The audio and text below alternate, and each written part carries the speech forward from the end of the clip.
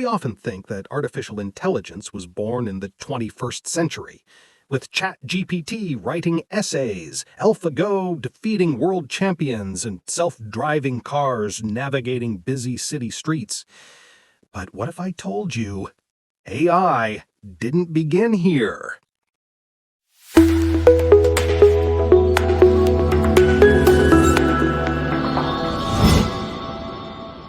What if I told you the very first intelligent machines were already being tested in the 1950s?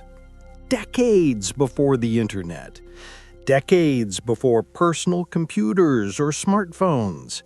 Long before cloud computing or powerful GPUs. Back then, in the age of black and white televisions and Cold War fears, scientists were already building machines they believed could learn. They experimented with devices that recognized shapes, patterns, and even made predictions, using nothing more than vacuum tubes, punched cards, and endless determination. Behind these machines stood a handful of pioneers, visionaries, dreamers, and sometimes skeptics who dared to imagine that a computer could one day think.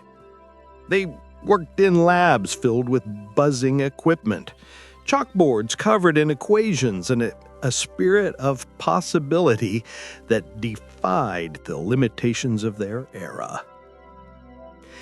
Have you ever wondered what those very first attempts at artificial intelligence actually looked like? They weren't sleek apps on your phone or invisible algorithms running in the cloud. They were massive, humming machines locked away in research centers, fragile prototypes, straining to imitate the human mind with the crude tools available. And though they often failed, those failures were not wasted. They laid the foundation for everything that would follow. This is the untold story. The forgotten artificial intelligences of the 1950s, and the visionaries who, against all odds, started it all. The story of artificial intelligence did not begin with ChatGPT, with Google DeepMind, or with the dazzling breakthroughs we see today. Its roots stretch back more than 70 years, to a time when computers filled entire rooms, when chalkboards were covered in equations, and when a handful of dreamers dared to ask one of the most dangerous questions in the history of science. Can a machine think like a human being? It was the 1950s. The world was entering a new and uncertain age. Humanity had just survived the devastation of the Second World War, and now found itself caught in the icy grip of the Cold War. The great powers, especially the United States and the Soviet Union, were locked in a race for weapons, a race for space, a race for control over the future. Technology advanced at breathtaking speed. Nuclear weapons threatened global destruction. Rockets carried satellites and astronauts beyond the Earth's atmosphere. And inside universities and secretive laboratories, early computers whirred with lights, switches, and punched cards. Against this backdrop of both fear and wonder, a new frontier emerged. A frontier not in the skies or the oceans, but in the very fabric of thought itself. The frontier of artificial intelligence. One of the earliest voices in this revolution was a man who had already changed the course of history, Alan Turing. During World War II, Turing had broken the Nazi Enigma code, shortening the war and saving millions of lives. But after the war, his attention turned to a different challenge, The Nature of Intelligence. In 1950, Turing published a paper with a provocative experiment. Today, we call it the Turing test. The idea was elegant. If a human, conversing through a typewriter, could not tell whether they were speaking to another person or to a machine, then perhaps the machine could be said to think. This was more than a technical challenge. It was a philosophical earthquake. What exactly does it mean to think, to reason, to imagine?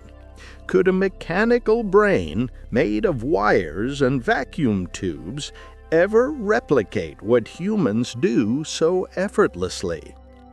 Turing's proposal was not universally embraced. Some hailed it as genius. Others mocked it as absurd. Yet it planted a seed, a question so bold that generations of scientists would dedicate their lives to answering it. By the mid-1950s, computers were no longer exotic toys for mathematicians. They were tools for governments, corporations, and universities. Yet a small group of researchers began to imagine something more.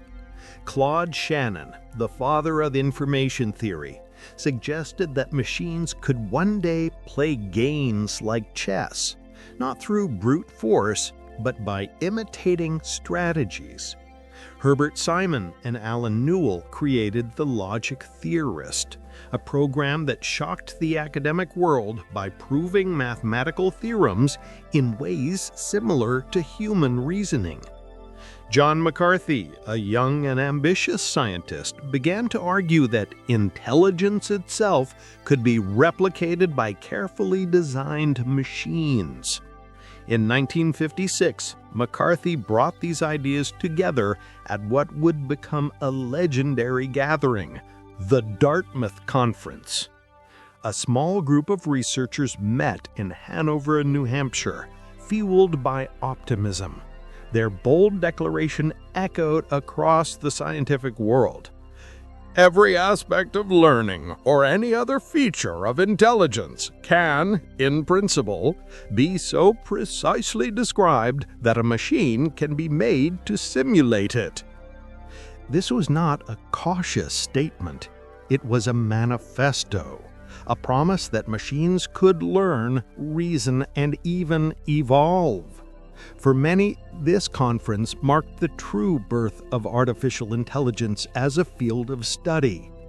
2 years later, in 1958, Frank Rosenblatt introduced something extraordinary, the perceptron. At first glance, it looked like a strange mechanical beast filled with wires, flashing lights, and stacks of punched cards. But its ambition was revolutionary. Inspired by the human brain, the perceptron was designed to mimic the way neurons connect and learn. It was a primitive neural network, decades ahead of its time. The media exploded with excitement. The New York Times declared it the embryo of an electronic computer that the Navy expects will be able to walk, talk, see, write, reproduce itself, and be conscious of its existence. Imagine reading those words in 1958. Machines that could walk and talk? Computers that might one day be self-aware? To many, it seemed science fiction was about to become science fact. But reality was less generous. The perceptron could indeed recognize simple patterns, basic shapes, crude images. Yet when the problems became more complex, it failed. It could not handle abstraction. It could not generalize. It was, in the end, a fragile imitation of learning. Marvin Minsky, one of AI's sharpest minds, pointed out its flaws. His critique was devastating. Funding agencies, once enthusiastic, began to retreat. The promises of machine intelligence suddenly seemed hollow. By the late 1950s, the story of AI had become a story of contradiction. On one hand, brilliant ideas were emerging: logic-based reasoning, neural inspirations, early game-playing machines. On the other, the actual machines were painfully limited. Governments who had invested money expected rapid progress. Instead, they were confronted with programs that could prove a few theorems or recognize a triangle, but little else. The dream of truly intelligent machines still seemed distant, perhaps even impossible. Critics began to mock the field. Newspapers that once celebrated AI now labeled it overhyped. Some compared it to chasing perpetual motion machines, a fantasy that would never be realized. In dusty laboratories, enormous computers, once the pride of universities, sat idle, their reels spinning aimlessly. Researchers who had promised machines that could think faced ridicule and shrinking budgets. For a moment, it seemed the dream of artificial intelligence might collapse before it even had the chance to live. And yet, history is rarely so simple. What looked like failure was in fact the planting of seeds. The perceptron, though clumsy, contained the DNA of today's deep neural networks. The symbolic reasoning of Newell and Simon would later evolve into the expert systems of the 1980s. The provocative Turing test continues to guide conversations about intelligence and consciousness. Even the disappointments served a purpose. They forced researchers to refine their questions, to sharpen their methods, to think harder about what intelligence really means. The laboratories of the 1950s, filled with bulky machines and dashed hopes, became training grounds. Out of those rooms would emerge the scientists who, decades later, would reignite the AI revolution. Meanwhile, outside the laboratories, artificial intelligence captured the public imagination. Science fiction writers like Isaac Asimov imagined robots with strict laws governing their behavior. Movies such as Forbidden Planet hinted at machines with personalities and power. Newspapers alternated between breathless predictions and cynical dismissals. For ordinary people, AI became both a promise and a threat. A promise of machines that might help humanity, a threat of machines that might replace it. The tension between hope and fear, possibility and danger, was already taking shape, and it continues to this very day. Looking back, it is easy to smile at the optimism of those early years, to dismiss the perceptrons and the crude algorithms as quaint relics of a bygone era. But history warns us against such arrogance. Innovation rarely arrives in a single polished moment. It stumbles forward through false starts, through failures, through dreams that collapse only to be rebuilt stronger. The story of AI in the 1950s is not a story of failure. It is the story of beginnings. The bold questions of Alan Turing, the ambitious experiments of Rosenblatt, Shannon, Newell, and Simon, the declaration at Dartmouth that intelligence itself might be mechanized. These were the sparks that lit the fire. Today, as we marvel at the astonishing abilities of artificial intelligence, machines that can write, translate, diagnose diseases, and even create art, it is easy to forget that it all began with chalkboards, wires, and questions that seemed impossible. But history remembers. It reminds us that progress is built not only on success, but on the courage to fail. It reminds us that today's AI, in all its sophistication, is the direct descendant of those fragile beginnings. And it reminds us that innovation, at its heart, begins with curiosity. One daring thought, one dangerous question. Can a machine think like a human? The forgotten AIs of the 1950s may never have spoken, thought, or dreamed in the way we imagine today. Yet they carried within them the spark of possibility. They were crude, fragile, and often disappointing, but in their failures, they taught us something greater. They showed humanity how to dream bigger, how to ask deeper questions, and how to imagine futures that once seemed impossible.